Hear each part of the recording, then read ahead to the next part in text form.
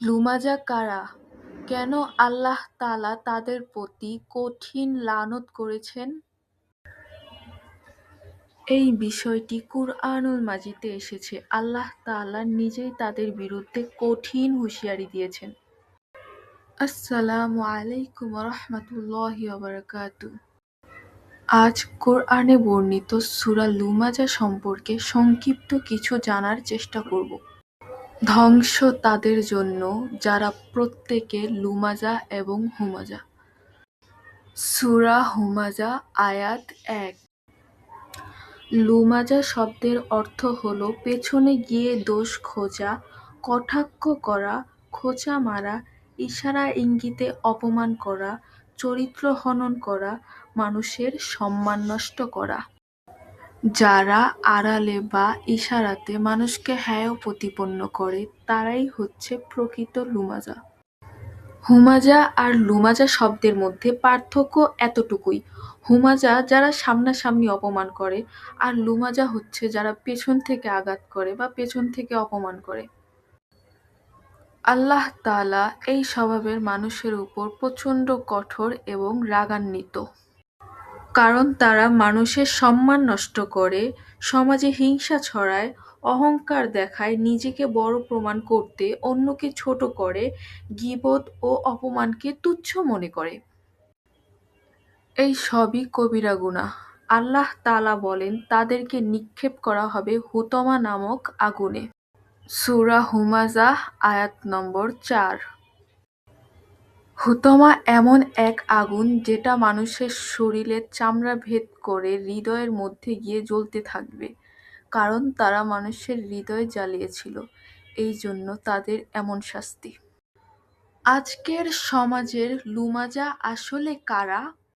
Social মিডিয়ায় troll করা, ব্যঙ্গাত্মক করা, কাউকে নিয়ে হাসাহাসি করা, কোনো ব্যঙ্গাত্মকচরণ ভিডিও বানানো, কারো শরীর, পরিবার এবং দারিদ্রতা নিয়ে কটাক্ষ করা, মজা করছি বলে হাসাহাসি করা, অপমান করা, এই সবই হুমাজা এবং লুমাজার আন্তরিক রূপ।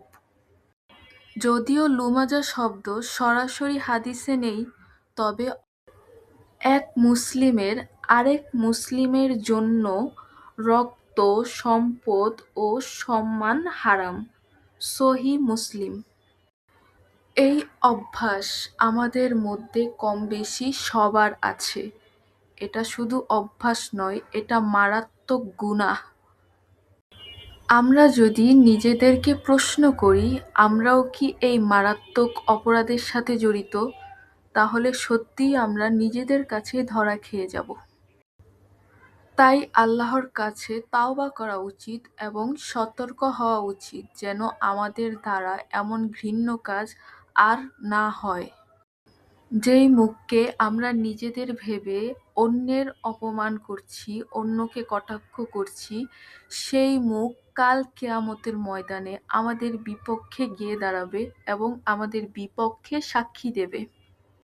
একটা কথা সবসময় মনে রাখবেন, লুমাজা এমন ব্যক্তিগণ যাদেরকে আল্লাহ নিজে অভিশপ্ত করেছেন এবং নিজে লানত দিয়েছেন। কাজেই আমাদের সব সময় অন্যের ব্যাপারে কথা বলা বা অন্যকে কিছু বলার আগে নিজেদের সতর্ক করা উচিত। আল্লাহ আমাদের সব সময় রাসূলের সুন্নাহ অনুযায়ী চলার তৌফিক দান করুক। আজ আপনি কাউকে আঘাত করবেন, কোনো না কোনোভাবে পাল্টা আঘাত আপনার উপরও চলে আসবে। হয়তোবা সে না করুক, অন্য কেউ তা করবেই করবে। আল্লাহ তার নিজের হক মাফ করলেও বান্দার হক কোনো দিনও মাফ করেন না। নিজে ভালো থাকুন, অন্যকে ভালো রাখুন, ইসলামের পূর্ণ মর্যাদা বজায় রাখুন। আল্লাহ হাফেজ।